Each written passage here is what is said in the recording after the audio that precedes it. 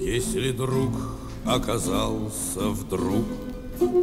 Moskovan Taganka-teatterin kuuluisin näyttelijä tuli tunnetuksi myös yhteiskuntakriittisenä runoilijana ja laulajana. 42-vuotiaana kuollut Vysotski ei saanut Neuvostoliitossa mitään virallista tunnustusta, mutta vielä nytkin venäläiset äänestävät hänet mielipidetutkimuksissa merkittävimpien venäläisten joukkoon. Названо было 3 фамилии, там, ну, то есть назывались тысячи, но вот наверху оказались Гагарин, Высоцкий и маршал Жуков. Siksi ensimmäinen hänestä tehty elokuva on saanut innostuneen vastaanoton. Он старался для публики, он не работал за деньги, да, грубо говоря, он старался для публики, для его фанатов, которые слушали его музыку, да, чего в наше время уже очень мало. Vysotski oli Neuvostoliitossa kielletty taiteilija, mutta kansansuosionsa turvin hän pääsi matkustamaan ulkomaillakin vapaammin kuin muut neuvostokansalaiset.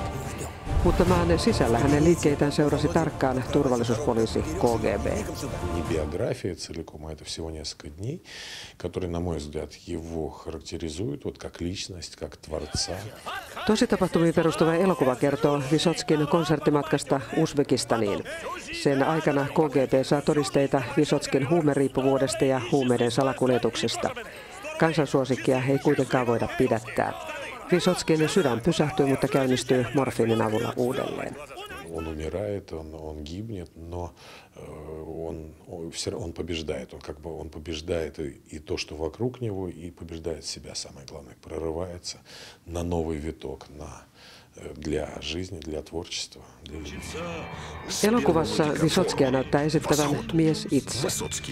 Мы перепробовали много актеров, которые, ну, чем-то, может быть, напоминают его фактурой, ростом, возрастом, темпераментом, но без голоса и без внешнего облика это не Высоцкий. Silikonilla ja tietokonetekniikalla luotu hahmo on saanut ristiriitaisen vastaanoton, mutta enemmistö näyttää hyväksyvän ratkaisun. $12 miljoonaa maksaneen elokuvan näki jo ensimmäisenä viikonloppuna 2,5 miljoonaa venäläistä.